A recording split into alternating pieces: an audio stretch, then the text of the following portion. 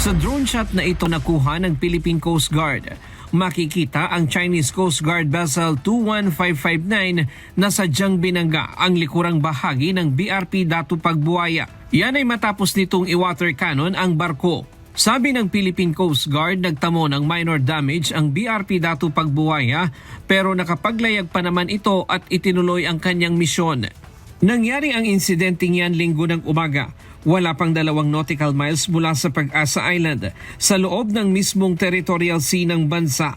Sa ilalim ng United Nations Convention on the Law of the Sea o UNCLOS, may soberenya ang Pilipinas sa territorial sea sa Pag-asa Island na umaabot ng hanggang 12 nautical miles mula sa dalampasigan nito. May soberanya dito ang Pilipinas at hindi pwedeng pumasok ang mga barko ng China, maliban na lang kung payapa silang makikiraan. Pero kitang di kontento ang China sa panghihimasok sa teritoryo ng bansa at nagawa pang mangharas at banggain ang barko ng BFAR. Is it the first time that the Chinese Coast Guard became very aggressive in Pag-asa Island? I think so, because before the aggression of the Chinese Coast Guard and Chinese Maritime Militia is very near the Pag-asa case. But this time around, this is the closest that the Chinese Coast Guard harassed and bullied BFAR vessel. 5 Chinese Coast Guard vessel, mahigit 15 Chinese Maritime Militia vessel ang namonitor sa lugar. Sa di kalayuan, isang PLA Navy Warship 533 at isang helicopter ang namonitor sa layong 6 nautical miles mula sa Pag-asa Island. Ngayon, hindi na lamang sa mga sandbars gaya ng mga sandy case nagiging agresibo ang mga barko ng China. Ang Pag-asa Island ay isang civilian community, kaya mayroon itong sariling LGU, PNP at AFP upang bantayan ang lugar. With regard to the security, it's not just the Philippine Coast Guard who has such responsibility.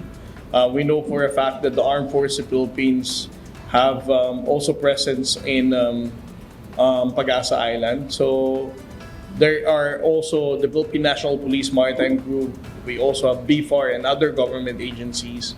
They have their own local government unit to intensify their safety and security. I'd like to believe that the entire national government are doing everything to make sure that the locals there will be safe and they're not going to be subjected from any illegal actions from the People's Republic of China.